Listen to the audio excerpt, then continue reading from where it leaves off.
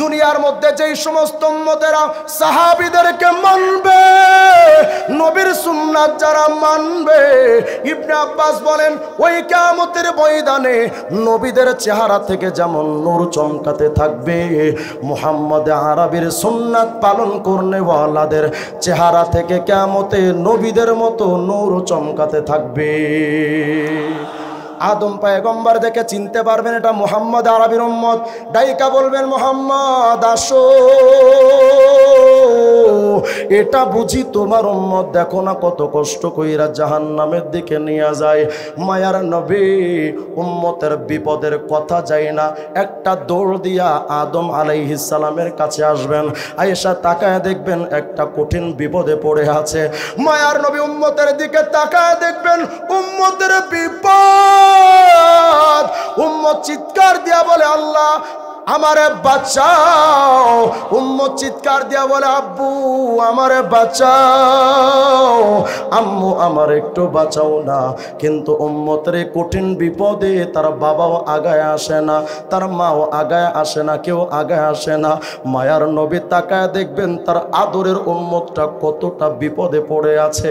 দুনিয়ার মানুষ জানো, গোটা দুনিয়ার সন্তানদের প্রতি মায়ের যে ভালোবাসা এক পাল্লায় যদি রাখা হয়, মায়ার নবীর উম্মতের প্রতি যে ভালোবাসার সমান কখনো হবে না। মায়ার নবী উম্মতরে দেখার এক মিনিট সহ্য করতে পারবেন না।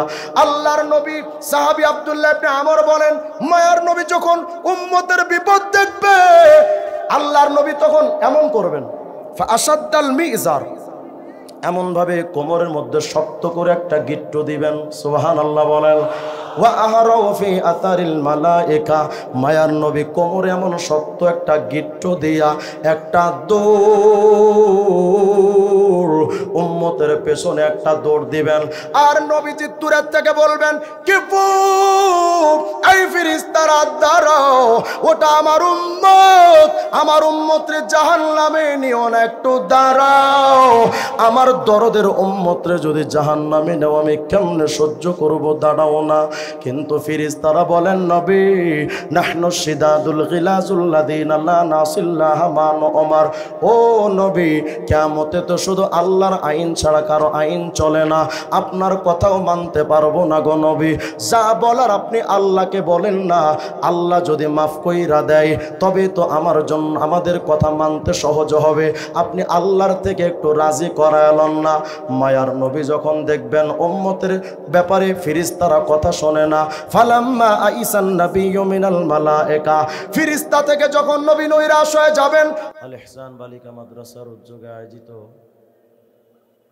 আজকের ঐতিহাসিক ইসলামী মহাসম্মেলনের মুআজ্জাজ সভাপতি, আজকের মহতি মাহফিলের সম্মানিত মধ্যমণি, আমাদের সকলের প্রিয় উস্তাদ মুহতারাম, সারা বাংলাদেশের স্বপ্ন পুরুষ, বাতিলের মোকাবেলায় যিনি অগ্নি শর্মা, আল্লামা মামুনুল হক দামাত বারাকাতুহুল আলিয়া,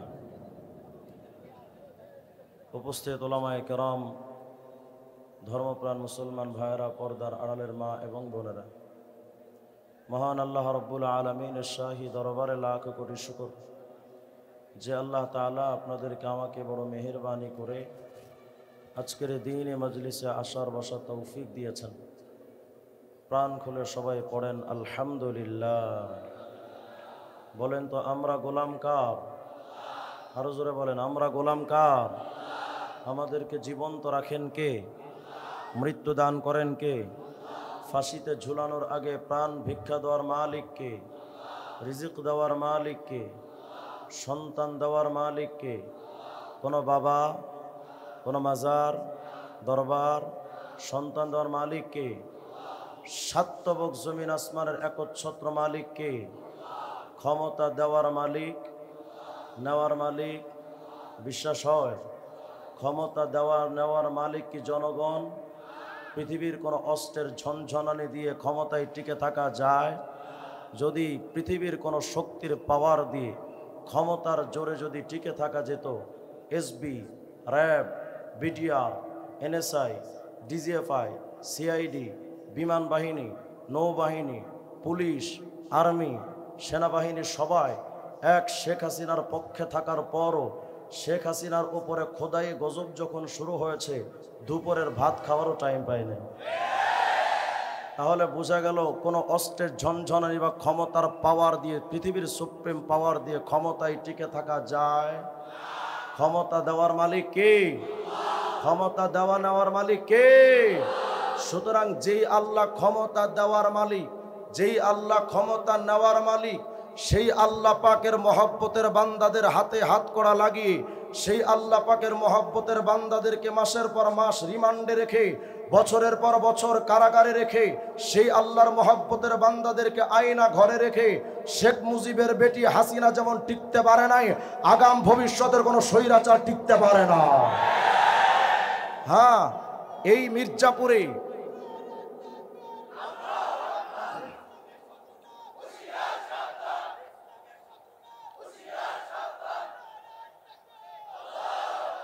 জুলুম যখন, জালেম যখন জুলুম করে তখন তার হিতাহিত জ্ঞান শূন্য হয়ে যায়। মাওলানা মামুনুল হক সাহেবকে নিয়ে তাদের হাজারো ষড়যন্ত্র। উনি তো বড় ব্যক্তিত্ব, হাসিনার জুলুম থেকে ছোটরাও রেহাই পায় নাই। আমিও 2 বার গেছি মামুর বাড়ি, একবার তো গুম করে দিল, একদিন 2 দিন কোনো খবর, আমি নিজেও জানি না আমি কোথায়। আপনাদের এই মির্জাপুরের এই মাহফিলে গত বছর আমার দাওয়াত ছিল, কিন্তু শেখ হাসিনার পেতাত্তারা, তার চামচারা আমাকে ঢুকতে দেয় নাই। তারা তাদের ক্ষমতার পাওয়ার দিয়ে তাফসিরুল কোরআন মাহফিল আলেমদেরকে নিষিদ্ধ করেছিল। বিভিন্ন জায়গায় মাহফিলকে 144 ধারা জারি করে মাহফিলকে নিষিদ্ধ করা হয়েছিল। 119 জন, 116 জন বক্তার লিস্ট করা হয়েছিল।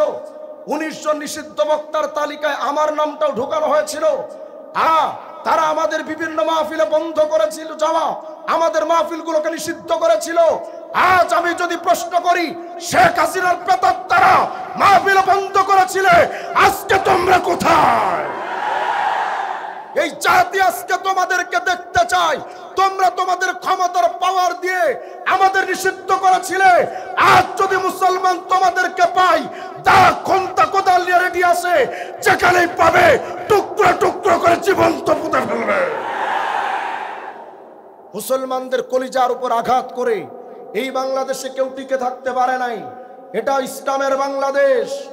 এই বাংলাদেশ শাহজালাল ইয়ামানির বাংলাদেশ, এটা শাহপরানের বাংলাদেশ, শাইখুল হাদিস আল্লামা আজিজুল হকের বাংলাদেশ। এই বাংলাদেশে আলেমদের উপরে টর্চার করে টিকে থাকা যায়? সুতরাং ক্ষমতা দেওয়ার মালিক যিনি, নেওয়ার মালিক যিনি, সেই আল্লাহর মহব্বতের বান্দাদের সাথে বেয়াদবি যদি কেউ করে, আল্লাহ পাক তাদেরকে কিছু সময়ের জন্য ছাড় দেন, কিন্তু শেখ হাসিনার মতো ছেড়ে দেন না। এই জন্য আগাম ভবিষ্যতে যারা ক্ষমতায় আসবেন তাদের জন্য এটা একটা বিরাট সবক হওয়ার কথা। শাপলার চত্বরে আলেম ওলামার বুকে গুলি চালিয়ে ঝাঁঝরা করেছিল যারা, অট্টহাসি হেসেছিল, আলেমদেরকে ময়দান থেকে খালি করে বিভিন্ন সময় তারা কটূক্তি করেছিল আমাদের নিয়ে। হ্যাঁ, আপনারা আপনাদের পাওয়ার দিয়ে কিছু সময় টিকে থাকতে পারেন। আরশের পাওয়ার যখন একবার বিস্ফোরিত হয়, ওই পাওয়ারের আগুনকে বন্ধ করার ক্ষমতা পদ্মা, মেঘনা, যমুনার পানির হয় না। আমাদের অপরাধ কি ছিল? আমরা নবীর কথা বলতাম, এটাই অপরাধ। অপরাধ কি ছিল? কোরআনের আইন বাস্তবায়ন হওয়ার কথা বলতাম, এটাই অপরাধ। হ্যাঁ, স্বৈরাচার শেখ হাসিনার এক অবৈধ মন্ত্রী রাশেদ খান মেনন বারবার প্রশ্ন করেছিল, বোরখা, হিজাব, নিকাব এগুলো সৌদিয়ান সংস্কৃতি। বুঝাতে চাই মুহাম্মদের কালচার, সৌদিয়ান সংস্কৃতি বাংলাদেশে চলতে পারে না। তার প্রশ্ন ছিল, বিদেশি সংস্কৃতি বাংলাদেশে কেন চলবে? আজ আমি যদি প্রশ্ন করি, বিদেশি সংস্কৃতি যদি স্বাধীন ভূখণ্ডে চলতে না পারে, তোমার গণতন্ত্র, সমাজতন্ত্র, রাজতন্ত্র, একনায়কতন্ত্র, সাম্যবাদ, পুঁজিবাদ, জাতীয়তাবাদ, বস্তুবাদ, সকল বিদেশি শক্তিগুলোকে যদি সৌদি সরকারে, সৌদি কোন সংস্কৃতি যদি বাংলাদেশে চলতে না পারে, লেনিনের মতবাদকে, কার্ল মার্কসের মতবাদকে চাটা পিটা করে বিদেশে পাঠিয়ে দাও। ওটা এই বাংলাদেশেও চলতে পারে না। মুহাম্মদের রাজনীতি ভাল লাগে না। আমাদের অপরাধ কি? কেন আমরা মুহাম্মদের কথা বলি? তো চলেন কেন বলি? আজকে আমাদের বাংলাদেশের সবাই তো কম বেশি কেউ না কাউর চামচামি করে, দালালি করে। আমরা কেন মুহাম্মদের দালাল? চলেন আজকে আমি আপনাদের কিছু প্রশ্নের উত্তর দিই। যারা বুঝাতে চান 1400 বছর আগের মুহাম্মদের কথা ডিজিটাল বাংলাদেশে চলতে পারে না, তাদেরকে চোখে আঙ্গুল দিয়ে দেখায়। তোমরা যাদেরকে মানো, হয়তো তোমরা মানো ডোনাল্ড ট্রাম্পের আমেরিকা, হয়তো তোমরা মানো চুংচাং ভুংভাং চায়না, হয়তো তোমরা মানো গরুর মুখ খাওয়া ইন্ডিয়ার দাদা, তোমরা তাদেরকে মানতে পারো। তাদের মধ্যে যদি যোগ্যতা থাকে একটা, আসমানের নিচে জমিনের উপরে সর্বযোগ্যতায় যোগ্যতা সম্পন্ন ব্যক্তিত্বের, সেই ব্যক্তিত্বের নাম হলো মুহাম্মদুর রাসূলুল্লাহ। সুতরাং একটা যোগ্যতার কারণে যদি জিয়াকে মানা যায়, একটা যোগ্যতার কারণে যদি মুজিবকে মানা যায়, এক যোগ্যতার কারণে যদি শেক্সপিয়ারকে মানা যায়, এক যোগ্যতার কারণে যদি রবীন্দ্রনাথ ঠাকুরকে মানা যায়, Einstein, Newton, Maxwell, Charles Darwin, Aristotle, Ibn Sina, অমুক তমুককে যদি এক যোগ্যতার কারণে মানা যায়, সর্বযোগ্যতায় যোগ্যতা সম্পন্ন ব্যক্তিত্ব মুহাম্মদুর রাসূলুল্লাহকে সবার আগে মানা দরকার। যদি বলেন হুজুর নবীর মধ্যে কি যোগ্যতা ছিল, আমি তোমার প্রশ্ন করি তুমি মানো কারে? নায়ক নায়িকা? হ্যাঁ, কেন মানো? ওই চেহারা সুন্দর, তো চলো আমি নবীর সৌন্দর্যের কথা তোমারে বলি। তুমি চরিত্রের কারণে অমুক তমুক নেতারে মানো, কেন? বলে চরিত্র ভালো, তো চলো আমি মোহাম্মদ আরবির চরিত্রের কথা তোমারে শোনাই। তুমি কাকে মানো? মুরগি চোরা শাহরিয়ার কবির। কেন? কই অনেক বড় শিক্ষিত মানুষ, যোগ্যতা খুব ভালো। জাফর ইকবালকে মানো, কেন? কই শিক্ষাগত যোগ্যতা ভালো। যদি শিক্ষাগত যোগ্যতার কারণে কাউকে মানতে চাও, চলো আমি আমার মুহাম্মদের শিক্ষাগত যোগ্যতা তোমাকে শোনাই। যদি তুমি মানতে চাও ডাক্তারি হিসেবে বড় বড় ডাক্তারদেরকে, চলো আমি তোমাকে মুহাম্মদ নামক ডাক্তারের কথা তোমারে শোনাই। সায়েন্টিস্ট হিসেবে যদি আইনস্টাইন, নিউটন, ম্যাক্সওয়েল, চার্লস ডারউইনকে মানতে চাও, তো চলো আমি মুহাম্মদ নামক বিজ্ঞানীর কথা তোমাদেরকে শোনাই। যদি স্বাধীনতার স্থপতি হিসেবে এই বাংলাদেশে তারা স্লোগান দিয়েছিলেন স্বাধীন বাংলাদেশ যতদিন রবে বঙ্গবন্ধুর নাম ততদিন রবে, কেন? 56,000 বর্গ মাইলের বাংলাদেশটাকে স্বাধীন করেছিল বঙ্গবন্ধু, এজন্য তাকে মানা যায়। আজ আমিও চ্যালেঞ্জ করে বলি, 56,000 বর্গ মাইলকে স্বাধীন করার জন্য যদি বঙ্গবন্ধুকে মানা যায়, গোটা বিশ্বের স্বাধীনতার স্থপতি বিশ্ব নবীকে আগে মানা দরকার। তুমি কেন মানতে চাও না নবীকে? কোন যোগ্যতায় আমার নবীর কমতি ছিল বলো? চেহারার যোগ্যতা? তো চলো আমি নবীর চেহারার বর্ণনা তোমাকে শোনাই। তোমরা তো নায়ক নায়িকাদের মানো, কই হুজুর খুব চেহারাটা সুন্দর। হ্যাঁ, আমি বিশ্বাস করি তোমার নায়ক নায়িকার চেহারা হেভি গুড সুন্দর, কিন্তু তোমার নায়ক নায়িকার চেহারা ওগুলো বাস্তবতার খেলা নয়, ওগুলো মেকআপ আর আইলানা মাস্কারা লিপস্টিকের খেলা। যতক্ষণ মেকআপ থাকে নায়ক নায়িকাকে সুন্দর দেখা যায়, কিন্তু তার মেকআপ যখন সরায় তখন তার বাস্তবতার দৃশ্য ফুটে উঠে। এখান থেকে 1400 বছর আগে যখন মেকআপ ছিল না, আইলানা মাস্কারা ছিল না, লিপস্টিক ছিল না, সেই ওল্ড ভার্সন, সেই যুগে আমার নবীর চেহারা কেমন ছিল? জামে তিরমিজি 3648 নম্বর হাদিস, আল্লাহর নবীর সাহাবী হযরত আবু হুরায়রা বলেন, এই দুনিয়ার মানুষ, আমার নবীর সৌন্দর্য জানতে চাও তো শোনো আমি আবু হুরায়রার বর্ণনা। মা রাআইতু শাইআন আহসানা মির রাসূলিল্লাহি সাল্লাল্লাহু আলাইহি ওয়াসাল্লাম। আমি আবু হুরায়রা আমার দুই নয়ন যুগলে এই বিশ্ব ভূমণ্ডলে আমার নবী, আমার প্রেম সম্রাট, আমার কলিজার টুকরা, আসমানের নিচে জমিনের উপরে আমার নবীর চাইতে এত সুন্দর, এত চমৎকার, এত চমৎপ্রদ, এত সৌন্দর্যমণ্ডিত ব্যক্তিত্ব আমি আবু হুরায়রা আমার নজরে পড়ে নাই। যদি চেহারার সৌন্দর্যের কারণে কাউকে মানতে চাও, চলো না আমি তোমার নবীর সৌন্দর্য আরো শোনাই। তোমার নায়ক নায়িকার সৌন্দর্য যতক্ষণ মেকআপ থাকে ততক্ষণ ফুটে উঠে। ঠিক দুপুরবেলা যখন শুটিং করে, চেহারার ওপরে যদি ঘামের দানা পড়ে থাকে, ওই ঘামটা মুছতে হয়, টিস্যু পেপার দিয়ে আগে ওই ঘামটা মুছে, তারপরে আবার ওখানে মেকআপ ঘষতে হয়। মেকআপ যদি না ঘষে তো এখানে এক কালার, এখানে আরেক কালার, কথা হয় না? এগুলো সব মেকআপের খেলা। তোমার নায়ক নায়িকার চেহারার উপরে ঘামের দানা বিশ্রী দেখা যায়, নবীর চেহারার উপরে ঘামের দানা। সুনান ইবনে মাজার 85 নম্বর হাদিস, আল্লাহ রসুলের সাহাবী আব্দুল্লাহ ইবনে আমর বলেন, এই দুনিয়ার মানুষ জানো, আমার নবীর চেহারার উপরে, আমার নবীর চেহারার উপরে যদি ঘামের দানা রাগের কারণে পড়ে থাকতো তো মনে হতো ফাকান্নামা ইউকফাউ ফি ওয়াজহিহি হাব্বুর রুম্মান, মনে হতো নবীজির চেহারার উপরে ঘামের দানা, ওটা বেদানার দানা পড়ে আছে। আরে তুমি আমার নবীর সৌন্দর্য নিয়ে প্রশ্ন তুলতে চাও, সৌন্দর্যের কারণে নায়ক নায়িকাকে মানো। শোনো মুহাম্মদের সৌন্দর্য। জামে তিরমিজি 2811 নম্বর হাদিস, আল্লাহ রাসূলের সাহাবী জাবির ইবনে সামুরা বলেন, কোন একটা চাঁদনি রাতে রাআইতু রাসূলুল্লাহি সাল্লাল্লাহু আলাইহি ওয়াসাল্লাম, আমি তাকাইতেছিলাম আমার নবীর চেহারার দিকে, ওয়া ইলাল কমার, আবার তাকাচ্ছি আকাশের চাঁদের দিকে। চাঁদনি রাতে একবার তাকাই আকাশের চাঁদ সুন্দর না নবী সুন্দর, আকাশের চাঁদ সুন্দর না দুনিয়ার চাঁদ মুহাম্মদ সুন্দর। আমি জাবির ইবনে আব্দুল্লাহ আকাশের চাঁদের দিকে তাকাই, আবার নবীর দিকে তাকাই, তাকিয়ে তাকিয়ে শেষ পর্যন্ত আমি সিদ্ধান্তে উপনীত হইলাম, ফালাহু ইনদি আহসানু মিনাল কমার, আকাশের চাঁদের চাইতে আমার দুনিয়ার চাঁদ মুহাম্মদ বেশি সুন্দর। যদি চেহারার কারণে কাউকে মানতে চাও, নায়ক নায়িকাকে মানার সুযোগ নেই। পুরা পৃথিবীর সৌন্দর্য যদি এক পাশে রাখা হয়, আমার নবীর সৌন্দর্যের ধারে কাছে আসতে পারবে না। হ্যাঁ হ্যাঁ, অনেকে বলতে পারেন হুজুর শুধু চেহারার কারণেই তো মানা যায় না। অনেকের চেহারা তো খুব সুন্দর, কিন্তু চরিত্র খারাপ হলে তাকে তো মানা যায় না। মানুষের সৌন্দর্য দুই প্রকার, হুসনে সূরত, হুসনে সিরাত, বাহ্যিক সৌন্দর্য, আদর্শিক সৌন্দর্য। হুজুর জানতে চাই, নবীর চেহারা তো খুব সুন্দর, কিন্তু চরিত্র যদি খারাপ হয় তাইলে তো মানা যায় না। কারণ এই বাংলাদেশে অনেক সৌন্দর্যের অধিকারী সুন্দর ব্যক্তিত্বরা চরিত্রের কারণে হারিয়ে গেছে, যার বাস্তব প্রমাণ টাকলা মুরাদ।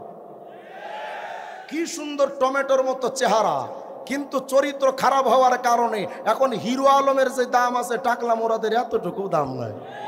তাহলে বোঝা গেল চেহারার চাইতে বাহ্যিক সুরতের চাইতে, বাহ্যিক সৌন্দর্যের চাইতে চারিত্রিক সৌন্দর্যটা বেশি গুরুত্বপূর্ণ। আপনি যদি প্রশ্ন করেন হুজুর বুঝলাম নবীর চেহারা তো খুব সুন্দর, কিন্তু চরিত্রটা কেমন ছিল, তো বলেন ভাই আমি নবীর চরিত্রের বর্ণনা কিভাবে তোমাদেরকে দেই? আমি তো নবীকে কোনোদিন দেখি নাই, নবীর সোহবত ইয়াফতা কোনোদিন হতে পারিনি, নবীর চরিত্র সম্পর্কে আমি কি সার্টিফিকেট দিব? তবে এতটুকু জানি কার চরিত্র কতটুকু ভালো এটা সবচাইতে বেশি জানেন ঘরের বউ তথা স্ত্রী। তো চলেন না আমাদের নবীর স্ত্রী আম্মাজান আয়েশা সিদ্দিকাকে জিজ্ঞেস করি। আল মুস্তাদরাক আলা সহিহাইন লিল হাকিম 3627 নম্বর হাদিস, নবীর স্ত্রী আম্মাজান আয়েশাকে জিজ্ঞেস করেন, ইয়া উম্মাল মুমিনিন কাইফা কানা খুলুক রাসূলিল্লাহি সাল্লাল্লাহু আলাইহি ওয়াসাল্লাম। উম্মুল মুমিনিন আয়েশা একটু বলেন না আপনার স্বামী আমাদের নবীর চরিত্রটা কেমন ছিল? আম্মাজান আয়েশা সিদ্দিকা বলেন, আমার স্বামী মুহাম্মদ আরবির চরিত্র সম্পর্কে আমি কোন শব্দ দিয়ে তোমাদেরকে বুঝাবো? আমি নবীর চরিত্রের ব্যাপারে কিভাবে তোমাদেরকে সার্টিফিকেট দিব? তবে এতটুকু জানি কানা খুলুক রাসূলিল্লাহি সাল্লাল্লাহু আলাইহি ওয়াসাল্লাম আল কোরআন। আমার নবীর চরিত্র যদি বুঝতে চাও এই পবিত্র কোরআন খুলে দেখো, প্রতিটা বাক্য নবীর চরিত্র কেমন জানি আয়েশা বলতে চান, দুনিয়ার মানুষ এই কোরআনে যেমন কোনো ভেজাল নাই, আমার স্বামী মুহাম্মদের চরিত্রে কোনো ভেজাল ছিল না। হ্যাঁ বলতে পারেন হুজুর অনেক সময় তো এমন হয় স্ত্রীরা স্বামীদের ব্যাপারে বাড়িয়ে বলে, তো এমন তো হতে পারে আয়েশা সিদ্দিকা নবীর ব্যাপারে একটু বেশি বেশি মুবালাগা করে বলেছেন। তো চলেন না, মাখলুক যদি মিথ্যা কথা বলতেও পারে, খালেক আল্লাহ তো বলতে পারেন না। ওমান আস্তাকু মিনাল্লাহি কিলা, আল্লাহর চেয়ে সত্যবাদী তো কেউ হতে পারে না। মাখলুকের কথা যদি আপনার বিশ্বাস না হয় তো চলেন না খালেক আল্লাহকে জিজ্ঞেস করি। সূরাতুল লুকমানের সূরাতুল কলামের 4 নম্বর আয়াত, আল্লাহকে জিজ্ঞেস করেন, আল্লাহ মুহাম্মদ আরবির চরিত্রটা কেমন ছিল? আল্লাহ বলেন, দুনিয়ার মানুষ আমার নবীর চরিত্র সম্পর্কে আমি আল্লাহ বলেছি, ওয়া ইন্নাকা লাআলা খুলুকিন আযীম। পৃথিবীতে যত চরিত্র হতে পারে সকল চরিত্রের মধ্যে সর্বশ্রেষ্ঠ চরিত্র হলো খুলুকে আযীম। আল্লাহ বলেন, দুনিয়ার মানুষ জেনে রাখো যত চরিত্র পৃথিবীতে হতে পারে সর্বশ্রেষ্ঠ চরিত্র খুলুকে আযীম আমার রাসূল। ওয়া ইন্নাকা লাআলা খুলুকিন আযীম, আমার নবী সর্বশ্রেষ্ঠ চরিত্রের উপরে তার চরিত্র। তাহলে বলেন আমার নবীর চরিত্রে কোনো ভেজাল? আজকে আমাদের বাংলাদেশে নবীর চরিত্র নিয়ে অনেকে প্রশ্ন তুলে। আমাদের সুস্পষ্ট বক্তব্য হলো, নবীর চরিত্র নিয়ে প্রশ্ন তুলতে পারে একমাত্র তারা যারা পিতৃ পরিচয়হীন অবৈধ সন্তান। নবীর চরিত্র নিয়ে যারা আঘাত করে, আজ আমরা বাংলাদেশের সকল কর্মকর্তাদেরকে এই বাণী সুস্পষ্ট করে জানিয়ে দিতে চাই, বাংলাদেশে যেমন মুজিবের সৈনিক আছে, জিয়ার সৈনিক যেমন আছে, এই বাংলাদেশের নবী প্রেমিকরাও কিন্তু আছে। এই বাংলাদেশে জিয়ার অপমান যেমন জিয়ার সৈনিকরা সহ্য করে না, এই বাংলাদেশে মুজিবের অপমান যেমন মুজিব সৈনিকরা সহ্য করে না। আমার রসুলের ইজ্জতের উপরে যদি কোনো হাত আঘাত করতে আসে, ওই হাত নবী প্রেমিকরা কুড়িয়ে দিবে, চোখ তুলে তাকালে চোখ উপড়ে ফেলবে, জবান দিয়ে বললে জিহ্বা ছিঁড়ে ফেলবে। আমার নবীর চরিত্রের ব্যাপারে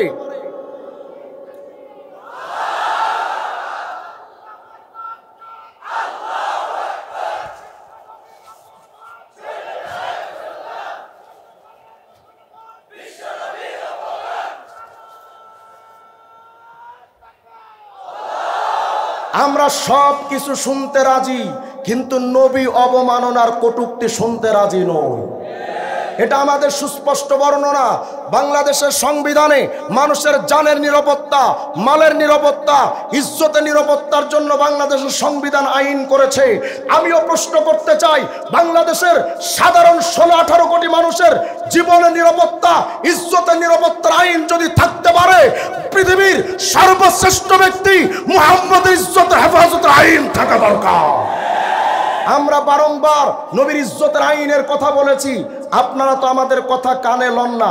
ঠিক আছে, আমরা বারবার বলে যাচ্ছি, শুনবেন না তো আইন আমরা নিজেরটা নিজেরা করে নেব। আপনারা যদি নবীর বিরুদ্ধে যারা কটূক্তি করে তাদের ব্যাপারে যদি সিদ্ধান্ত নিতে আপনারা হীনমন্যতায় ভুগেন, যদি নবীর দুশমনদের ব্যাপারে আপনারা বিচার করতে ব্যর্থ হন, তাহলে আমরা সুস্পষ্ট করে বলি, নবী বিদ্বেষীদেরকে যদি কোনো নবী প্রেমিক কতল করে তার বিচার করার কোনো অধিকার আপনাদের নয়। আমার নবীর ইজ্জত আমার ইজ্জতের চাইতে দামি, আমার নবীর ইজ্জত আমার বাপের ইজ্জতের চাইতে দামি, আমার নবীর ইজ্জত আমার পৃথিবীর সমস্ত মানুষের ইজ্জতের চাইতে দামি। সুতরাং নবীর ইজ্জতের উপরে কেউ হামলা করবে, নবীর চরিত্র নিয়ে কেউ প্রশ্ন তুলবে, সব কিছু সহ্য করলেও এটা সহ্য হবে না। এই বাংলাদেশে 50 বছর পর মুজিবের হত্যাকাণ্ডের বিচার হয়েছে। 71 সালের যুদ্ধ অপরাধীদের বিচার 50 বছর পরে হয়েছে। যদি এটা হতে পারে, তাহলে আমরা আজকে চূড়ান্ত কথা বলে দিই, বাংলাদেশে কোন সরকার আসবে, কে আসবে, কেন আসবে সেটা ভিন্ন কথা। আজকে যদি আমার নবীর ইজ্জতের হেফাজতের আইন না হয়, নবীর ইজ্জতের উপরে যারা হামলা করেছে বিচার যদি না হয়, 100 বছর পরে হলেও নবীর দুশমনদের জীবন্ত পুঁতে ফেলা হবে।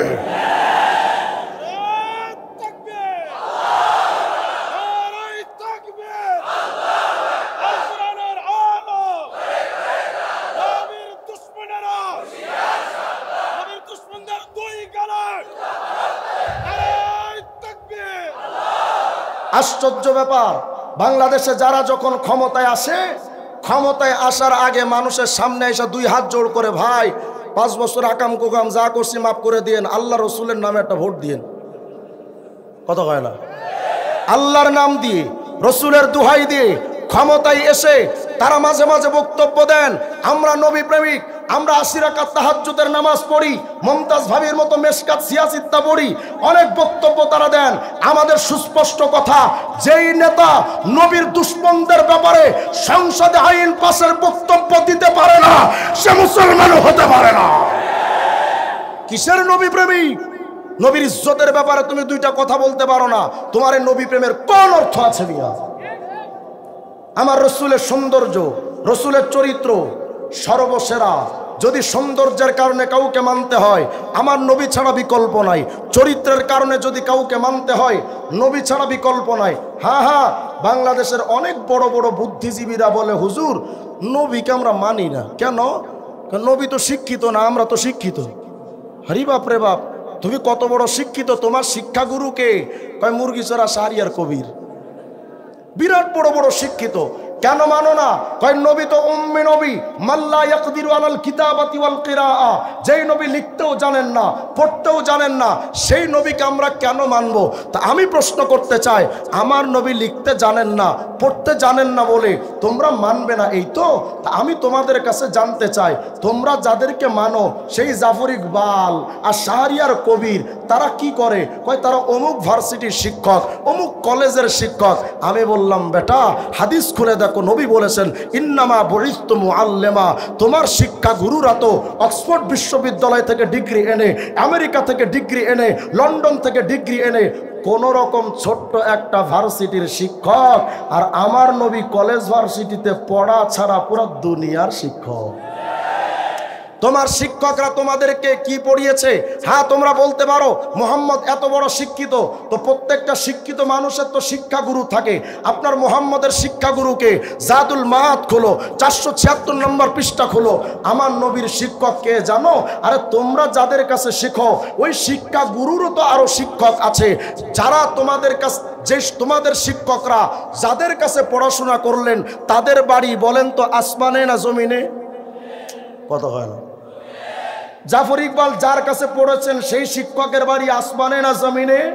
আমাদের নবী বলেন, জাদুল মাআদের 476 নম্বর পৃষ্ঠার বর্ণনা, আল্লাহর নবী বলেন জানো, ইন্নী ওয়াল্লাহ লা আলামু ইল্লা মা আল্লামানি আল্লাহ।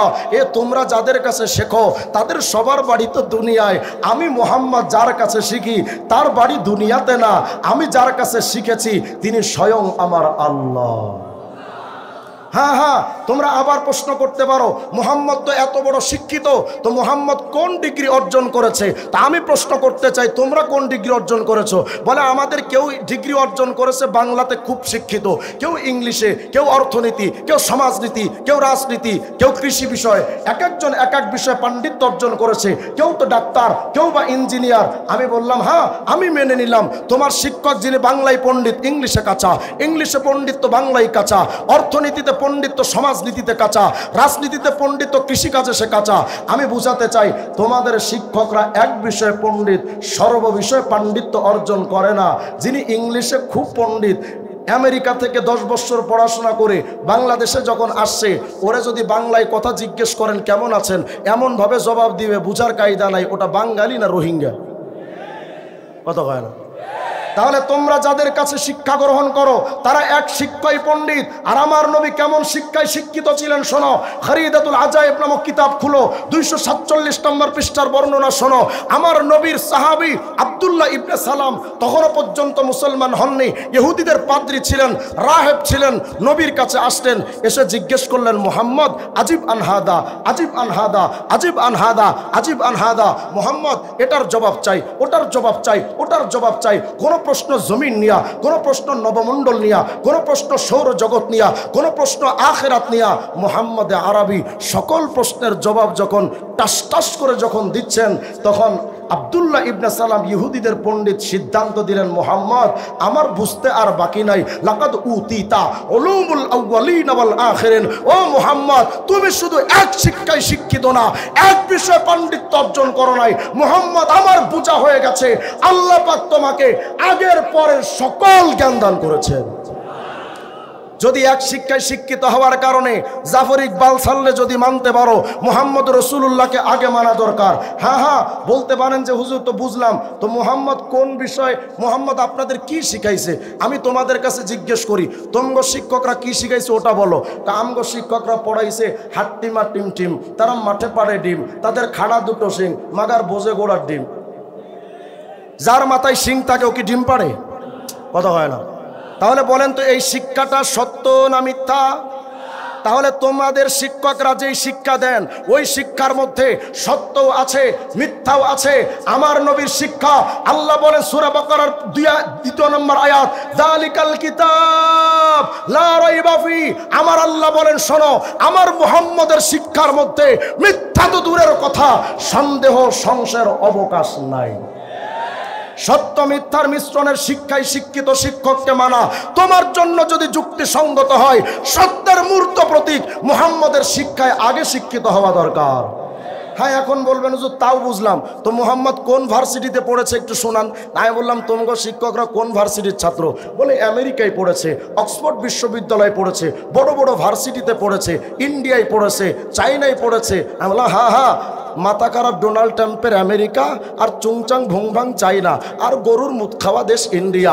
এই দেশের ডিগ্রি আইনা কত লম্প ঝম্প তোমরা করো না, কত কত বড়াই তোমরা করো না। তো শোনো, আমার মুহাম্মদ আরবি আমেরিকার ডিগ্রি কি করবে, লন্ডনের ডিগ্রি কি করবে, চীন জাপানের ডিগ্রি কি করবে, ইন্ডিয়ার ডিগ্রি কি করবে? আর আমার নবীর তো আমেরিকার ডিগ্রি লাগে না, লন্ডনের ডিগ্রি লাগে না, কারণ আমার নবী তো ডিগ্রি পেয়েছেন। সুবহানাল্লাযী আসরা বিআবদিহি লাইলাম মিনাল মসজিদিল হারামি ইলাল মসজিদিল আকসা। আমার নবী আমেরিকার ডিগ্রি লাগে না, লন্ডনের ডিগ্রি লাগে না, ইন্ডিয়ার ডিগ্রি লাগে না। আমার নবী তো ডিগ্রি পেয়েছেন সরাসরি আরশে আজিম থেকে। বলো তুমি কোন ব্যাপারে আমার নবীকে হারিয়ে দিতে চাও?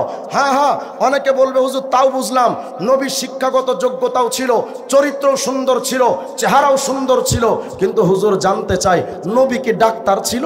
আমরা তো হুজুর ডাক্তারি নিয়ে পড়াশোনা করি, অনেক বড় বড় ডাক্তার, তো নবী তো ডাক্তার ছিল না, কেন মানবো নবীরে? হ্যাঁ, আমি তোমার প্রশ্নের জবাব দেই।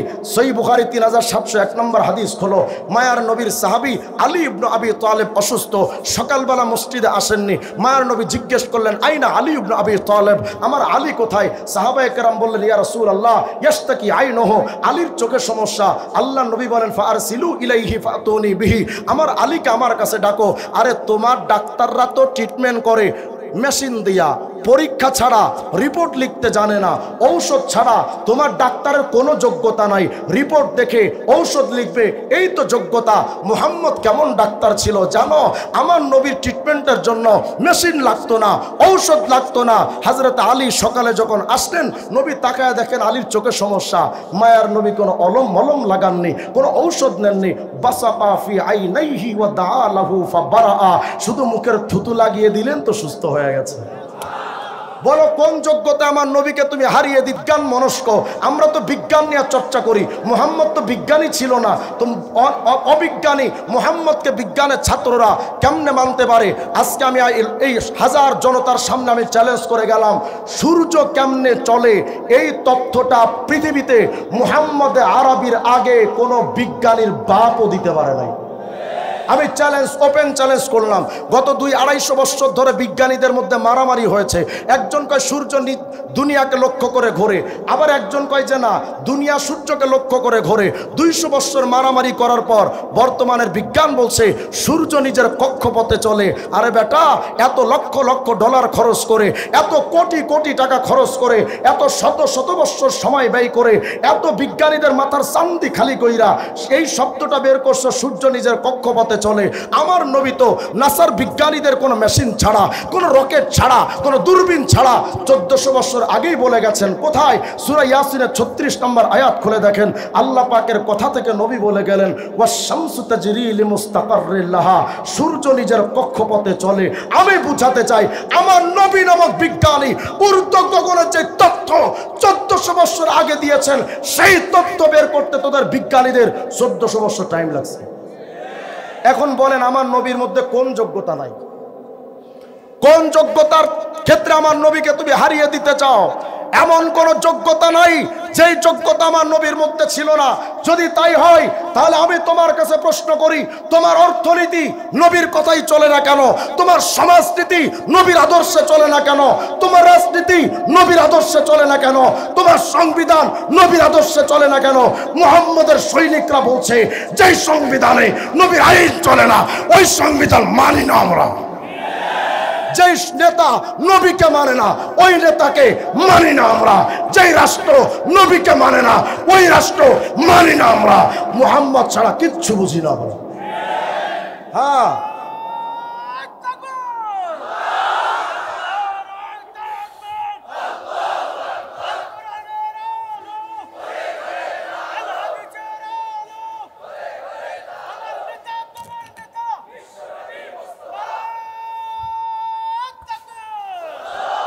রাজনীতির ক্ষেত্রে নবীকে মানো না, কারে মানো? শেখ হাসিনা। বিপদে যখন পড়ে দুপুরের ভাত থুইয়া হেলিকপ্টারে মামু বাড়ি দিল্লি। এদিকে তার কর্মীরা যে কত বিপদে পড়লো, হাসিনা খবরও নাই। কথা কয় না? মাঝে মধ্যে তো আগে দেখবেন সিমে অটো কল দিত, আমি শেখ হাসিনা বলছি, এখন আর শেখ হাসিনা কয় না। কথা কয় না? এখন শেখ হাসিনা খবর লয়, বিপদকালে কোনো নেতা খবর লয়, এটা কেউ না বুঝলে টাকলা মুরাদ ভালো বুঝে, কথা হয় না। বিপদে যখন পড়েছে টাকলা মুরাদের পাশেও কেউ দাঁড়ায় নাই, বিপদে যখন পড়েছে শেখ হাসিনার পাশে সেনাবাহিনীও দাঁড়ায় নাই। আমি বুঝাতে চাচ্ছি, তোমরা যাদেরকে নেতা মানো তারা বিপদে পড়লে কর্মীদের খবর লয় না, অথচ মুহাম্মদ রাসূলুল্লাহ বলেন, আনাস যদি কিয়ামতের ময়দানে আমি মুহাম্মদকে খুঁজতে চাও 3টা জায়গায় তালাশ করে দেখো, আরে যেখানে যেখানে বিপদ আমি মুহাম্মদ সেখানে সেখানে। তুমি যদি বিপদে পড়ো পুলসিরাতের গোড়ায়, তো দাঁড়ায় দেখবা তাকায়া আমি মুহাম্মদ রাসূলুল্লাহ পুলসিরাতের গোড়ায়। আরে তুমি যদি বিপদে পড়ো মিজানের পাল্লার কাছে, তো আনাস তাকায়া দেখো আমি মুহাম্মদ মিজানের পাল্লার কাছে দাঁড়িয়ে আছি। আরে তুমি কিয়ামতে যদি পিপাসার্ত হইয়া ছটপট করতে থাকো, তো হাউজে কাউসারের পাশে এসে দেখো আমি মুহাম্মদ দাঁড়ায় আছি।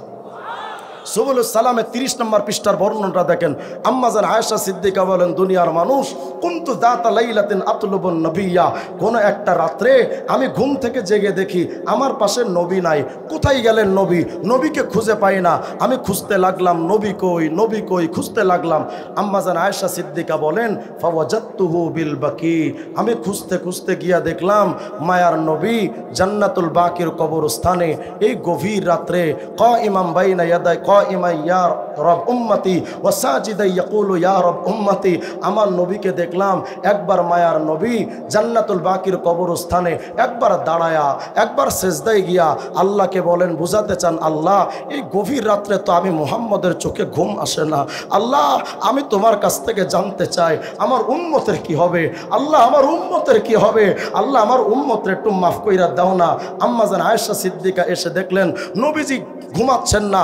আম্মাজান আয়েশা সিদ্দিকা বলেন, নবী আনাসিতাল কোরআন লি আজলি হাদিল উম্মাহ, ও নবী আজকে আমি আয়েশা তো দেখছি আপনি কোরআন শরীফ পড়াটাও ভুলে গেলেন, নবী গো আপনি কি কোরআন পড়বেন না? এই উম্মতের জন্য আপনার এতটা মায়া। মায়ার নবী বলেন, আয়েশা মা দুমতু ফিল হায়াতি আকুলু ইয়া রব উম্মতি, আয়েশা যতদিন আমি দুনিয়াতে বেঁচে থাকব আমার জবান দিয়া চলতে থাকবে উম্মতি উম্মতি উম্মতি উম্মতি, ফাইদা দাখালতু ফিল কবরি আকুলু ইয়া রব উম্মতি ইয়া রব উম্মতি। আয়েশা যেই দিন আমি কবরে ঢুকবো সেই দিন আমার জবান দিয়া চলতে থাকবে উম্মতি উম্মতি উম্মতি উম্মতি। শাহ ওলিউল্লাহ মুহাদ্দিসে দেহলভী রহমতুল্লাহ আলাইহি তার কিতাবে লিখেছেন, যদিও বর্ণনাটার সনদ আমি এখনো পাই নাই, কিন্তু মুহাদ্দিসে দেহলভী তো একজন অনেক বড় মাপের একজন মুহাদ্দিস ছিলেন, তিনি নকল করেছেন মায়ার নবীকে যখন কবরে রাখা হয়, যে কয়েকজন সাহাবী কবরে নেমেছিলেন একে একে তো সবাই উঠে চলে আসছেন, সর্বশেষ যেই সাহাবী কবর থেকে উঠবেন ওই সাহাবী মনে মনে ভাবছেন একটু দেখি না রহমতুল্লিল আলামিনের চেহারা তো আজকের পরে আর কোনোদিন দেখার সুযোগ হবে না, একটু দেখি না আমার নবীর চেহারার দিকে শেষবারের মতো নজর কইরা। ওই সাহাবী বলেন, আমি যখন মায়ার নবীর চেহারার দিকে তাকিয়েছি, এই তো মাত্র রওজার ভিতরে নবীকে শোয়ালাম, তাকায় দেখে মায়ার নবীর ঠোঁট দুটো এভাবে নড়াচড়া করে, আমি আমার কানটারে নবীর ঠোঁটের সাথে লাগাইলাম তো শুনতেছি নবী বলছেন উম্মতি উম্মতি উম্মতি। আরে কোন নবীকে তুমি ভুলে যাও আমারে কও না। হযরত ওমর ফারুক রাউজুর রায়ায়েক ওয়া হিয়াদুল হাকায়েক নামক কিতাবের 154 নম্বর পৃষ্ঠার মধ্যে আসছে, হযরত ওমর ফারুক বলেন, ইয়া রাসূলুল্লাহ মাদা তাসনা ইদা মিত্তা, ও নবী যখন আপনি মৃত্যুবরণ করবেন ইন্তেকাল করবেন তো আপনি কবরের মধ্যে কি করবেন বলেন। মায়ার নবী বলেন, ওমর লা আযালু উনাদি ফি কবরি ইয়া রাব উম্মতি ইয়া রাব উম্মতি। ওমর যতদিন আমি কবরের মধ্যে শুয়ে থাকবো জানো রে ওমর আমি কি করব, আমি কবরের মধ্যে শুয়া শুয়া আল্লাহকে বলতে থাকবো, আল্লাহ আমার উম্মতরে মাফ করে দেন, আল্লাহ আমার উম্মতরে মাফ করে দেন। এই নবীরে ছাইরা কোন নেতার দিকে তুমি দৌড়াও, ওই নবীর টুপি ছাইরা কোন ক্যাপ তুমি লাগাও, ওই নবীর দাড়ি ছাইরা তুমি কার মতো স্টাইল করে দাড়ি রাখো, ওই নবীর গায়ের পোশাক ছেড়ে তুমি কার মতো পোশাক লাগাও। আর এমন দরদের নবী আর কোথায় পাবে? তুমি মেসি আর নেইমারের মতো চুল কাটো যুবক, তোমার মেসি আর নেইমার জীবনে তোমার খবর নেবে না, তুমি অমুক তমুকের অনুসরণ করো তারা তোমার কোনোদিন খবর নেবে না। মায়ার নবী বলেন, জানো আমি কি করব? আমি রসুল কিয়ামতে যখন কবরে উঠব, ওমর আমি যখন কবর থেকে উঠব তা আমার জবান দিয়ে কি চলতে থাকবে? হযরত ঈসা ইবনে মারিয়াম বলেন, কিয়ামতের দৃশ্যটা তো এত ভয়ঙ্কর, লা আসআলু ইল্লা নাফসি, আমি ঈসা ইবনে মারিয়াম পর্যন্ত কিয়ামতে আল্লাহকে বলতে থাকবো, আল্লাহ আমি ঈসারে বাঁচান, আল্লাহ আমি ঈসারে বাঁচান, আল্লাহ আমি ঈসারে বাঁচান। বাঁচান। আল-ইয়াউমা লা আসআলুহু মারইয়াম আল্লাতী ওয়ালাদাতনি, আমি ঈসা ইবনে মারইয়াম কিয়ামতের দিন আমার মা মারইয়ামের ব্যাপারেও বলবো না আল্লাহ আমার মা মারইয়াম রে বাঁচায় দেন, আমি ঈসা বলতে থাকবো আল্লাহ আমারে বাঁচান।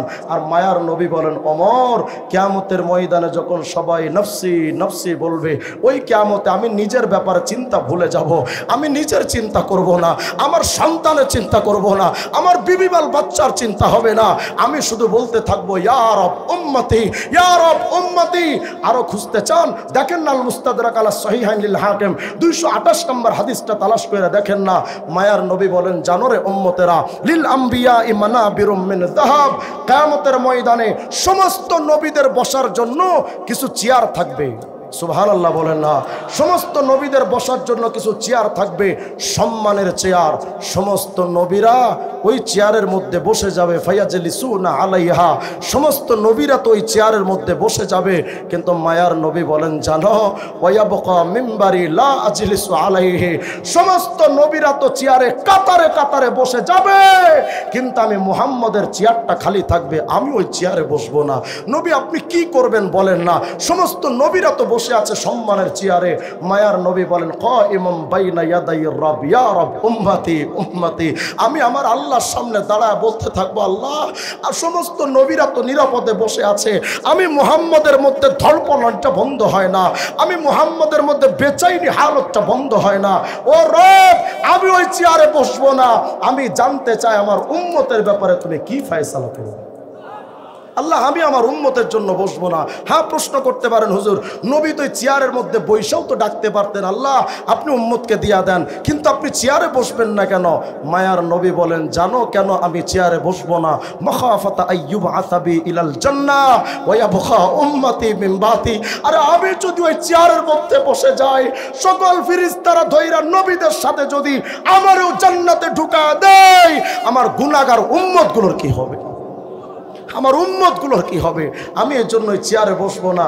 ফালা আজালু আশফা, আমি আল্লাহর কাছে ডাকতেই থাকবো আল্লাহ আমার উম্মতরে মাফ করেন, আল্লাহ আমার উম্মতরে মাফ করেন। আল্লাহ পাক তখন জিজ্ঞেস করবেন হাবিবুল্লাহ মাদা তুরিদু আন তাসনা বি আন আসনা বি উম্মতিক, ও নবী আপনি বলেন না আপনার উম্মতের সাথে কি ফয়সালা করলে আপনি খুশি হবেন? নবী আপনি বলেন না, আপনার জবান দিয়ে বলেন উম্মতের সাথে কোন আচরণ করলে আপনি খুশি হবেন? আল্লাহর নবী বলেন আল্লাহ আল্লাহুম্মা আজ্জিল হিসাবাহুম, আল্লাহ এই কিয়ামতের ময়দানে দাঁড়ানোটা বড় কষ্ট, আমার উম্মতের পায়ের মধ্যে কষ্ট হয়, আমার উম্মতের মাথার উপরে কষ্ট হয়, আমার উম্মতের দাঁড়াইতে বড্ড কষ্ট হয়, এই প্রখর রোদ্দুরের মধ্যে আমার উম্মত দাঁড়াইতে বড্ড কষ্ট পাচ্ছে। আল্লাহ আমি মুহাম্মদ উম্মতের কষ্ট তো সইতে পারি না, আল্লাহুম্মা আজ্জিল হিসাবাহুম, আল্লাহ আমার উম্মতের বিচারটা একটু দ্রুত করে দেন না, আল্লাহ আমার উম্মতের বিচারটা দেরি কইরেন না। ফায়ুদআউনা বিহিম ফায়ুহাসাবুন, আল্লাহ নবী যখন বলবেন সাথে সাথে উম্মতকে ডাকা হবে, আসো উম্মতে মুহাম্মদী, পুরা হাসরবাসীর মধ্য থেকে উম্মতে মুহাম্মদীকে ডাকা হবে, আসো সামনে তোমাদের বিচার হবে। মায়ার নবী বলেন জানো কি হবে এরপরে? সুবহানাল্লাহ বলেন না, জানো এরপরে কি হবে? আমি নবী ঘোষণা দিচ্ছি ওয়ামিনহুম মাইয়াদখুলুল জান্নাতা বিরহমাতিল্লাহ, প্রথম চান্সে বিনা হিসেবে আল্লাহ অসংখ্য উম্মতকে মাফ করে দিবেন, আরো উম্মত বেঁচে থাকবে। ওয়ামিনহুম মাইয়াদখুলুল জান্নাতা বিশফাআতি, অনেক উম্মত এমন থাকবে যাদের জান্নাতের ফয়সালা হয় নাই, আমি নবীর সুপারিশে তাদের জান্নাতের ফয়সালা হবে। তবে হ্যাঁ অনেক উম্মত তো জাহান্নামে পড়ে থাকবে, তাদেরকে কে বাঁচাবে? এদিক তাকান, হুজুর আসবেন ঠিক 10টায়, এর আগে আসবেন, এদিক তাকান, এদিক তাকান, কি দেখেন ওদের? আসবেন তো বাংলার বাঘ মামুনুল হক, আসবেন আসবেন ইনশাআল্লাহ। শোনেন মায়ার নবী বলেন কিয়ামতের ময়দানে সমস্ত উম্মতের মধ্যে বিরাট একটা জাতিকে আমার সুপারিশের কারণে আল্লাহ পাক জান্নাতে দিয়া দিবে। তবে হ্যাঁ অনেক উম্মত তো জাহান্নামে পড়ে থাকবে, ওদের তো জাহান্নামের থেকে বের করা হবে না। আমি রসুল ফালা আজালু আশফা, আমি সুপারিশ করতেই থাকবো, আল্লাহ আমার উম্মতরে বাঁচান, আল্লাহ আমার উম্মতরে বাঁচান, আমি তো ডাকতেই থাকবো ডাকতেই থাকবো। কিন্তু আল্লাহ পাক অবশেষে যখন ডাকতেই থাকবো হাত্তা ওতিয়া সিকাকাম বিরজালিন কদ বুইসা বিহিম ইলান নার, আমি যখন ডাকতেই থাকবো আল্লাহ পাক আমার হাতে একটা কাগজ ধরায় দিবে। সুবহানাল্লাহ বলেন না। আমার হাতে আল্লাহ পাক একটা কাগজ ধরায়া দিবে, এই কাগজটাকে নিয়া ফাতিয়া মালিকা খাজিনান নার, এই কাগজটা নিয়ে আমি মালিক ফেরেশতা জাহান্নামের দারোয়ান মালিকের কাছে আসবো। এই মালিক, আমার অনেক উম্মতরে তো জাহান্নামে ফালানো হয়েছে, মালিক আমি আল্লাহকে ডেকেছিলাম, আমি ডাকতে ডাকতে আল্লাহ পাক আমার একটা কাগজ দিয়েছেন, এই মালিক একটু দেখো না ভাই এর মধ্যে আমার রব কি লিখেছেন। মালিক ফেরেশতা কাগজটা পড়া বলবেন, মুহাম্মদ মা তারাকতালিন নার লি গযাবি রাব্বিকা মিন বাকিয়া। কেমন জানে মালিক বলবেন, নবী এই কাগজের মধ্যে কি লেখা আছে জানেন? আল্লাহ যেন আমাকে বুঝিয়েছে, মালিক রে যেই লোকটা কাগজ নিয়ে তোমার জাহান্নামের গেটের কাছে গেছে, চিনো তুমি মালিক? ও আমার হাবিবুল্লাহ মুহাম্মদ। এ মালিক, আমার মুহাম্মদকে দিয়া তো আমি জান্নাত উদ্বোধন করব, মুহাম্মদের আগে তো কেউ জান্নাতে যাবে না, কিন্তু মালিক আমার ওই মুহাম্মদ তো উম্মতের এতটা পাগল, উম্মত ছাড়া আমার মুহাম্মদ জান্নাতে যাইতে চায় না। মালিক তাড়াতাড়ি জাহান্নামের মধ্যে ঢুকো, যত উম্মতে মুহাম্মদী আছে সবগুলোরে বের করে মুহাম্মদরে বুঝা দে, মুহাম্মদ জান্নাতে যাবে। পরিষ্কার কথা, এমন দরদের নবীর বিরুদ্ধে কেউ যদি আঙ্গুল তুলতে চায় ওই আঙ্গুল ঘুরিয়ে দাও। আমার নবীর বিরুদ্ধে যদি কেউ চোখ তুলে তাকায় ওই চোখ উপড়ে ফেলে দাও। আমার নবীর দুশমনদের কাছে আশ্রয় দিবে ওই ঘর তোর আগুন দিয়ে চালিয়ে দাও। নবীর দুশমনদের এক সেকেন্ড বেঁচে থাকার কোনো অধিকার নাই। আমার নবীর বিরুদ্ধে কথা বলবা,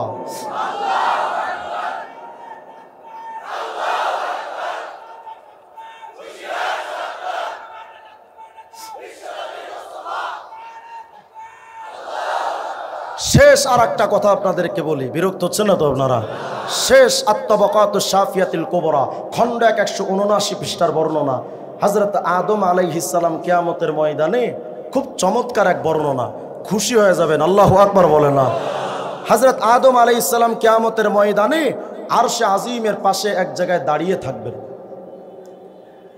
আদম আলাইহিস সালাম দেখতে থাকবেন, ইয়ানজুরু ইলা মা ইয়ানতালিকু বিহি ইলান নার ওয়া ইয়ানজুরু ইলা মা ইয়ানতালিকু বিহি ইলাল জান্নাহ।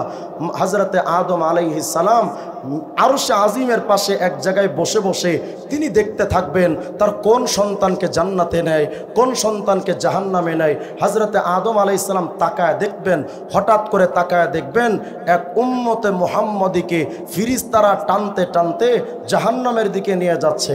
তার হাতের মধ্যে বেড়ি, তার গলার মধ্যে বেড়ি, তার কোমরে বেড়ি, পায়ের মধ্যে জাহান্নামের বেড়ি নিয়ে টানতে টানতে জাহান্নামের দিকে নিয়ে যাচ্ছে। হযরত আদম আলাইহিস সালাম তখন চিৎকার দিয়ে ডাকবেন, ইয়া আহমদ, মুহাম্মদ তুমি কই? কিয়ামতের ময়দানে নবীকে তো একটা জায়গায় খুঁজে পাওয়া যাবে না রে মুমিন, আমার নবী কই? হযরত আদম চিৎকার দিয়ে ডাকবেন, মুহাম্মদ তুমি কই? আল্লাহর নবী দূরের থেকে আওয়াজ দিয়ে বলবেন, লাব্বাইকা আবাল বাশার, ও বাবা আদম আমি এখানে আছি, আমি মুহাম্মদ, বলেন না কি হয়েছে? হযরত আদম বলেন, ইয়া রাসূলুল্লাহ, মুহাম্মদ রে, হাদা রাজুলুম মিন উম্মতিকা ইয়ানতালিকু বিহি ইলান নার। এই মুহাম্মদ দেখো না তাকাইয়া, এই যে উম্মতটারে, তোমার উম্মতরে ধইরা কত কষ্ট দিয়া জাহান্নামের দিকে নিয়ে যায়। প্রশ্ন করবেন, হুজুর ওই কিয়ামতের ময়দানে আদম কেমনে চিনবেন এটা মুহাম্মদের উম্মত? ইবনে আব্বাস তার তাফসীরের মধ্যে লিখেছেন, ইয়াউমা তাবিয়াদ্দু ওজুহু আহলি সুন্নাতি ওয়াল জামাআ। দুনিয়ার মধ্যে যেই সমস্ত উম্মতেরা সাহাবীদেরকে মানবে, নবীর সুন্নাত যারা মানবে, ইবনে আব্বাস বলেন ওই কিয়ামতের ময়দানে নবীদের চেহারা থেকে যেমন নূর চমকাতে থাকবে, মুহাম্মদ আরবির সুন্নাত পালন করনেওয়ালাদের চেহারা থেকে কিয়ামতে নবীদের মতো নূর চমকাতে থাকবে। আদম পয়গম্বর দেখে চিনতে পারবেন এটা মুহাম্মদ আরবির উম্মত। ডাইকা বলবেন, মুহাম্মদ আসো, এটা বুঝি তোমার উম্মত, দেখো না কত কষ্ট কইরা জাহান্নামের দিকে নিয়ে যায়। মায়ার নবী উম্মতের বিপদের কথা যায় না, একটা দৌড় দিয়া আদম আলাইহিস সালামের কাছে আসবেন, আয়েশা তাকায় দেখবেন একটা কঠিন বিপদে পড়ে আছে। মায়ার নবী উম্মতের দিকে তাকায় দেখবেন উম্মতের বিপদ। উম্মত চিৎকার দিয়া বলে, আল্লাহ আমারে বাঁচাও, উম্মত চিৎকার দিয়া বলে আব্বু আমারে বাঁচাও, আম্মু আমার একটু বাঁচাও না। কিন্তু উম্মতের কঠিন বিপদে তার বাবাও আগায় আসে না, তার মাও আগায় আসে না, কেউ আগায় আসে না। মায়ার নবী তাকায় দেখবেন তার আদরের উম্মতটা কতটা বিপদে পড়ে আছে। দুনিয়ার মানুষ জানো, গোটা দুনিয়ার সন্তানদের প্রতি মায়ের যে ভালোবাসা এক পাল্লায় যদি রাখা হয়, মায়ার নবীর উম্মতের প্রতি যে ভালোবাসার সমান কখনো হবে না। মায়ার নবী উম্মতরে দেখার 1 মিনিট সহ্য করতে পারবেন না। আল্লাহর নবী সাহাবী আব্দুল্লাহ ইবনে আমর বলেন, মায়ার নবী যখন উম্মতের বিপদ দেখবে, আল্লাহর নবী তখন এমন করবেন, ফাআসাদ্দাল মিজার, এমন ভাবে কোমরের মধ্যে শক্ত করে একটা গিট্টু দিবেন। সুবহানাল্লাহ বলেন। ওয়া আহরাউ ফি আতারিল মালায়েকা, মায়ার নবী কোমরে এমন শক্ত একটা গিট্টু দিয়া একটা দৌড়, উম্মতের পেছনে একটা দৌড় দিবেন। আর নবীজি দূরের থেকে বলবেন, কি এই ফেরেশতারা দাঁড়াও, ওটা আমার উম্মত, আমার উম্মতরে জাহান্নামে নিও না, একটু দাঁড়াও। আমার দরদের উম্মতরে যদি জাহান্নামে নেও আমি কেমনে সহ্য করব, দাঁড়াও না। কিন্তু ফেরেশতারা বলেন, নবী নাহনু শিদাদুল গিলাজুল্লাযিনা লা নাসিল্লাহ মান ওমর, ও নবী কিয়ামতে তো শুধু আল্লাহর আইন ছাড়া কারো আইন চলে না, আপনার কথাও মানতে পারবো না গো নবী। যা বলার আপনি আল্লাহকে বলেন না, আল্লাহ যদি মাফ কইরা দেয় তবে তো আমার জন্য আমাদের কথা মানতে সহজ হবে, আপনি আল্লাহর থেকে একটু রাজি করায়লেন না। মায়ার নবী যখন দেখবেন উম্মতের ব্যাপারে ফেরেশতারা কথা শোনে না, ফালাম্মা আইসান নাবিয়্যু মিনাল মালায়েকা, ফেরেশতা থেকে যখন নবী নৈরাশ হয়ে যাবেন, মায়ার নবী কবাদা আলা লিহিয়াতিহি বিয়াদিহিল ইউসরা, মায়ার নবী নিজের বাম হাতটা দিয়া নিজের দাড়িটাকে ঠিক এভাবে ধরবেন, ধরে ওয়াস্তাকবালাল আরশা বিওয়াজহিহি, আল্লাহর আরশের দিকে তাকায় বলবেন, ও গো রব ইন্নাকা ওয়া'আতানি আল্লাহ তুখজিয়ানি ইয়াওমা ইউবাসুন, আপনি না বলছিলেন কিয়ামতে আমারে অপমান করবেন না, তো আল্লাহ কর্মীরে অপমান করলে তো নেতাও অপদস্থ হয়। আমার উম্মতরে তোমার ফেরেশতারা কত কষ্ট দিয়া জাহান্নামের দিকে নেয়, আল্লাহ এটা কি আমি মুহাম্মদের অপমান নয়? আমি তোমার ফেরেশতাদেরকে বললাম, ফেরেশতারা তো আমার কথা শুনলো না, ফেরেশতারা বলেছে তোমারে রাজি না করলে হবে না। ও আল্লাহ আমার এই উম্মতের জন্য আমি তায়েফে রক্ত ঝরিয়েছি, উহুদে দান দান শহীদ করেছি, আল্লাহ আমার উম্মতরে ভিক্ষা দেন, নইলে আপনার ফেরেশতারা আমার উম্মতরে ছাড়ে না। আল্লাহর নবী যখন চোখের পানি ছেড়ে আল্লাহর কাছে চাইতে থাকবেন, ফানাদা মিন তাহতিল আরশি আতিউ মুহাম্মাদা, আরশে আজিমের নিচ থেকে একটা বিকট আওয়াজ আসবে, এই ফেরেশতারা আজকে কিয়ামতে যেমন আমি আল্লাহরে মানবে, আজকে কিয়ামতে তেমন আমার নবী মুহাম্মদ রেও মানা লাগবে। মায়ার নবী তার উম্মতরে নিয়ে আবার মিজানের পাল্লার কাছে যাবেন, মিজানের পাল্লার কাছে হাজির, এই ফেরেশতা আমার উম্মতের আমলনামা আবার আমার সামনে একটু ওজন দাও, আমি নিজে তাকায় তাকায় দেখব। যখন ওজন দিবে তো ঠিকই আগের মতো নেকির পাল্লা ভারী, গুনার পাল্লা হালকা, নেকির পাল্লা আগের মতোই হালকা, গুনার পাল্লা ভারী। উম্মতের আবার থরথর করে কম্পন সৃষ্টি হয়েছে, এই বুঝি আবার জাহান্নামে গেলাম, এই বুঝি আবার জাহান্নামে গেলাম। কিন্তু তার পাশে যে রহমতুল লিল আলামিন নবী দাঁড়ায়, উম্মত ততক্ষণ পর্যন্ত বুঝতে পারবে না, চিনতেও পারবে না। মায়ার নবী যখন দেখবেন উম্মত আবার থরথর করে কাঁপছে, মায়ার নবী আমার বলেন, রে উম্মতরা শুনো, ফাউখরিজু বিতাকাতাম মিন হুজজাতিকাল আনমিলা, এভাবে এরকম আঙ্গুলের মতো ছোট্ট একটা কাগজ আমার কোমরের ভেতর থেকে আমি নবী বের করব। সুবহানাল্লাহ বলেন না। এই কাগজটা আমি বের কইরা মিজানের, আমার উম্মতের মিজানের নেকির পাল্লায় চাপা দেব। যেই মাত্র চাপাবো ফেরেশতারা চিৎকার দিয়া বলতে থাকবে, সাইদা ওয়া সাইদা জাদ্দুহু ওয়া সাকুলাত মাওয়াজিনুহু ইনতালিকু বি ইলাল জান্নাহ। এই ফেরেশতারা দেখ দেখ কি ভাগ্যবান উম্মত, কত ভাগ্য তার একটু আগে ছিল গুনার পাল্লা ভারী, ও তো ছিল জাহান্নামে। তাকায়া দেখ এখন তার নেকির পাল্লা ভারী, উম্মত জান্নাতি। এর তাড়াতাড়ি ধইরা জান্নাতে নিয়ে যা। ফেরেশতারা এবার উম্মতের হাত ধরে যখন জান্নাতের দিকে নিয়ে যাবে, উম্মত তখন বলবে আমি এখন জান্নাতে যাব না, হাত ছাড়েন, আমি এখন জান্নাতে যাব না, হাত ছাইড়া দেন। কই কেন ছাড়বো, জান্নাতে কি যাইবা না? কই জান্নাতে তো যাব বটে, কিন্তু আমার এই কঠিন বিপদকালে বাবারে যখন পাইলাম না, মারেও যখন পাইলাম না, আপনজন যখন কাউরে পাইলাম না, এই মায়ার মানুষটা কে?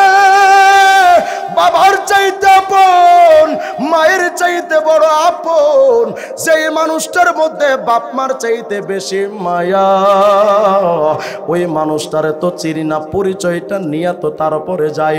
উম্মত ঘইরা নবীর সামনে দাঁড়ায় বলে মাসমুক ইয়া আব্দুল্লাহ, মা আহসানা ওয়াজহাক, মা আহসানা খলকাক। আল্লাহর বান্দা আপনার চেহারাটা কত না সুন্দর, তবে আপনি কে? আপনার পরিচয়টা তো একটু আমারে দিবেন, কি নাম আপনার? মায়ার নবী ডাক দিয়া বলেন তুমি কি আমারে চিনো না? আনা নাবিয়ুকা মুহাম্মাদুর রাসূলুল্লাহ। আরে তুমি আমারে চিনো না? উম্মত আর নবীর মধ্যে যেই মুআনাকাটা হবে, ওই সময়ের মুআনাকাটা কত না মধুময়।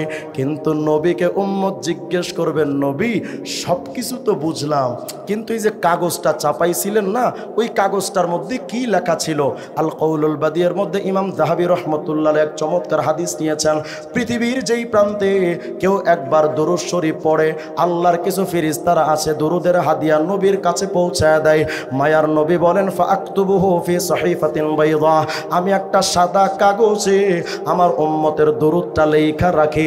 নবী বলেন উম্মত কি চাপাইছিলাম জানো?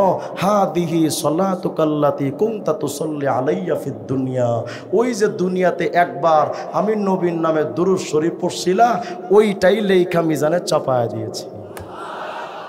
এখন বলেন জয় বাংলা না দরুদ? জয় বাংলা না দরুদ? আইভি কয় মৃত্যুর সময় যেন জয় বাংলা নসিব হয়, আমরা বলি মৃত্যুর সময় যেন কালেমা আর দুরুদ নসিব হয়। কথা কয় না? আজকে থেকে সিদ্ধান্ত ক্লিয়ার, নবী ছাড়া কিচ্ছু মানবো না ইনশাআল্লাহ। পীর তো মানা যাবে, হ্যাঁ অবশ্যই পীর মানা যাবে, কিন্তু পীর যদি আমার নবীর তরিকায় চলে। কথা কয় না? পীর যদি নবীর তরিকায় না চলে আমরা পীরকেও মানতে পারি? আজকে তো কত দরবার থেকে গাওয়া হয়, কয় কেরামান কাতিবিল রোজা হাসরের দিন আল্লাহর কাছে যদি করে অভিযোগ, আমি বলবো দুনিয়ায় ছিলাম ল্যাংটা বাবার লোক। আমি মনে মনে ভাবলাম ল্যাংটার মুড়ি দেয়া যদি তোরা গান বানাইতে পারস, আমিও কৌমির পোলা বিগ হাউস কম না, আমিও একটা বানাইছি। কই না থাক, পরে আবার ডিস্টার্ব করুন আপনি। কেরামান কাতিবিন পাইবে যেদিন তোরা যারা ছিলি ল্যাংটা বাবার লোক, তোদের জুতা মাইরা কইব জাহান্নামে ঢোক। গানটা তো এমন হওয়ার কথা, কেরামান কাতিবিন রোজা হাসরের দিন আল্লাহর কাছে যদি করে অভিযোগ, আমি বলবো দুনিয়ায় ছিলাম মুহাম্মাদের লোক। मोमेन जो फिदा नक्श काफे पाए नबी हो ज़ीर कदम आज भी आलम का खजीना, साहिल से लगे गा कभी मेरा भी सफीना, देखेंगे कभी शौक़ से मक्का व मदीना, गर सुन्नत नबवी की करे पैरवी उम्मत, तूफान से निकल जाएगा फिर उसका सफीना। যারা নবীকে মানবে, নূহ আলাইহিস সালামের নৌকায় যারা উঠছিল তারা যেমন পার পেয়ে গেছে, উম্মতে মুহাম্মদী নবীর সুন্নাতের নৌকায় ওঠো আর বিনা হিসেবে জান্নাতে ঢোকো। আমল করবো ইনশাআল্লাহ। বেশি বেশি সুন্নাত, বেশি বেশি দরুদ। আগাম নির্বাচনে কোন গণতন্ত্রের পার্টি যারা লেনিন, কালমার্কস, মাও সেতুংদের মতবাদ প্রতিষ্ঠিত করতে চায়, তাদের সাথে আমাদের কোনো সখ্যতার সমর্থন হতে পারে না। আগামী নির্বাচনে আমরা ভোট দিব তাদের মুহাম্মদ রাসূলুল্লাহ সৈনিক যারা, প্রস্তুত থাকবেন ইনশাআল্লাহ। আর আগাম সরকারকে আমরা বলে দেই, আমার বাপের বিরুদ্ধে যদি কেউ বলে হয়তো আমরা প্রতিবাদ করব না, আমার বিরুদ্ধে যদি কেউ বলে আমরা হয়তো প্রতিবাদ করব না, আমাদেরকে জবাই করে যদি রাস্তায় ফেলে রাখা হয় হয়তো আমরা প্রতিবাদ করব না।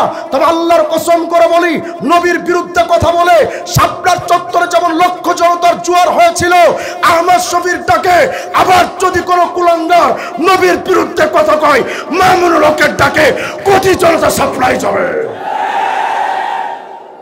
প্রস্তুত থাকবেন ইনশাআল্লাহ।